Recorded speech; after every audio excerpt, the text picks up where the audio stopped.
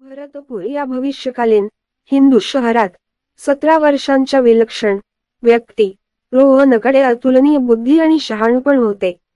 त्याच्या अभूतपूर्व नवकल्पना आणि प्राचीन ज्ञानावरील प्रभुत्वामुळे त्याला द्वेषकरून राक्षस अंधकार ज्याने शहाणपण नष्ट करण्याचा आणि जगाला अंधारात बुडविण्याचा प्रयत्न केला त्याचे लक्ष बनवले. एका भयंकर रात्री अंधकारच्या मिशांनी रोहनवर हल्ला केला, परंतु पवित्र शक्तींनी सुसज्ज असलेल्या त्याच्या प्रेमळ कुटुंबाने त्याचे संरक्षण केले. त्याची आई नलिनी हिने दैवी चक्र चालवले, तर वडील विक्रम यांनी बलाढ्य वज्राला बोलावले.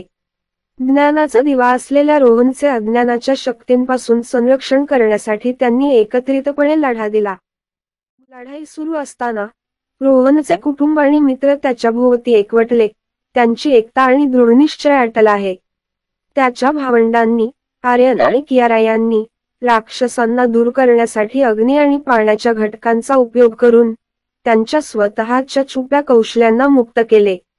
त्याचे मित्र राज आणि लीला प्राचीन मार्शल आर्ट्समध्ये निपुण त्याच्या पालकांसह पराक्रमाने लढले. त्यांनी मिळून रोहनभोवती एक अभेद्य कवच तयार केले आणि त्याच्या मौल्यवान ज्ञानाचे रक्षण केले. आपल्या मिशांच्या पराभवामुळे संतप्त झालेला अंधकार सावलीतून बाहेर पडला. त्याच्या काळ्या शक्तींचा उदय झाला. पण रोहनचे कुटुंब आणि मित्र खंबीरपणे उभे राहिले. त्यांची सामूहिक शक्ती आणि ज्ञानावरील निष्ठा राक्षसावर मात करू शकत नाही हे सिद्ध झाले. अंतिम आघात होताच अंधकार शून्यात विखुरला. एकता आणि शहाणपणाच्या सामर्थ्याने हद्दपार झाला. अंधार नाहीसा झाल्यामुळे भरतपूर नव्याने बहरला.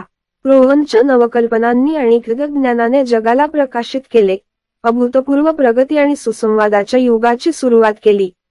सेलिब्रेशनमध्ये भरतपूरचे लोक जमले आणि त्यांनी रोहन आणि त्याच्या कुटुंबाचा हिरो म्हणून गौरव केला. त्याच्या पालकांनी अभिमानाने आपल्या मुलाला आशीर्वाद दिला, तर त्याच्या भावंडांनी आणि मित्रांनी आनंद व्यक्त केला.